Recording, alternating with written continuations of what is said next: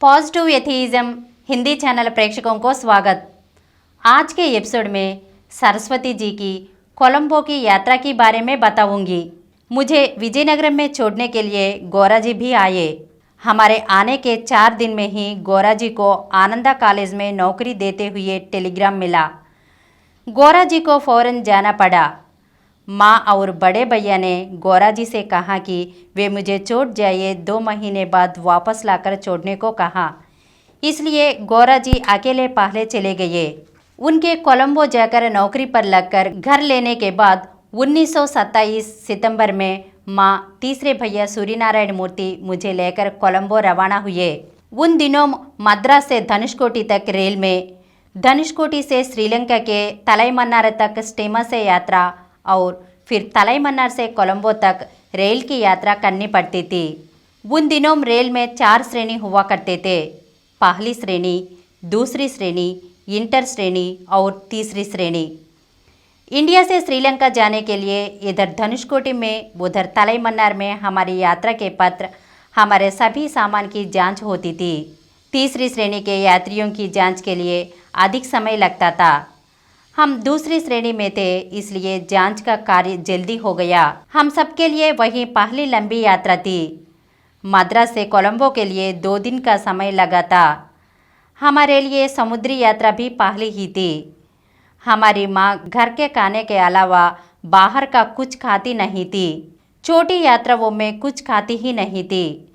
पर ये 2 दिन की यात्रा होने के कारण हमारे बहुत कहने पर माँ ने फलों को खाकर अपनी यात्रा संपन्न की। हमारे आने की खबर हमने टेलीग्राम द्वारा पहले ही गौरा जी को दे दी थी, इसलिए वह कोलंबो से तलैमन्नार आकर हमसे मिले और हम सब मिलकर कोलंबो पहुँचे।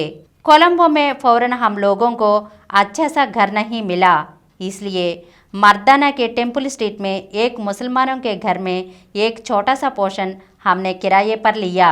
उन दिनों श्रीलंका में आने वाले विदेशियों को 10 दिन तक हर रोज सरकारी अधिकारियों के पास जाकर हाजिरी देनी होती थी। इस काम के लिए आधा दिन लग जाता था।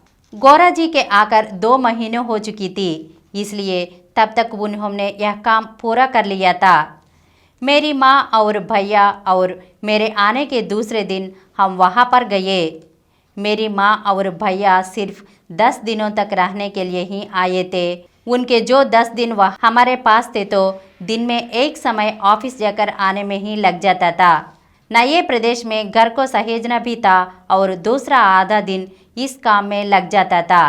खाना बनाने के लिए भी कुछ समय लगता था, इसलिए माँ और भैया को कोलंबो के 1-2 जगह ही हम श्रीलंका में दिखा पाए और कई जगह दिखाने का समय ही हमें नहीं मिला। 10 दिन के बाद माँ और भैया वापसी की यात्रा का निर्णय लिया। विजयनगरम जाने से पहले माँ ने रामेश्वरम की यात्रा कर ली थी। अगले एपिसोड में फिर मिलेंगे। धन्यवाद।